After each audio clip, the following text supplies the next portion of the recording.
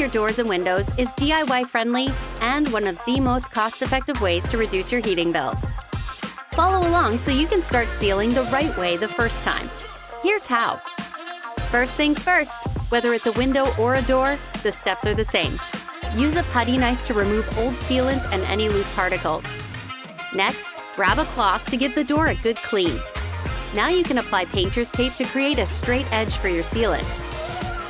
A long-lasting seal is key to keeping out water and air, so choose a waterproof, flexible, shrink-proof, and crack-proof silicone sealant. And if you're planning on freshening up your door or window frame, choose a sealant that's paintable. Begin with a small opening and cut more away if needed. Here are the top do's when it comes to sealing doors and windows. Holding your caulking gun at a 45-degree angle helps avoid any air bubbles, while continuous action results in a smoother finish. Oversealing can lead to big messes and a wonky-looking finish, so use a thin bead of sealant every time.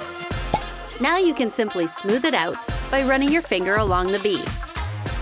Don't forget, everything you do on the inside, you also do on the outside to ensure you get a great seal that locks out air and moisture. And when you're finished, be sure to cover the end of your caulking gun to stop it from drying out. All sealed. Now you get the best of both worlds. Great looking doors and windows, plus lower heating costs.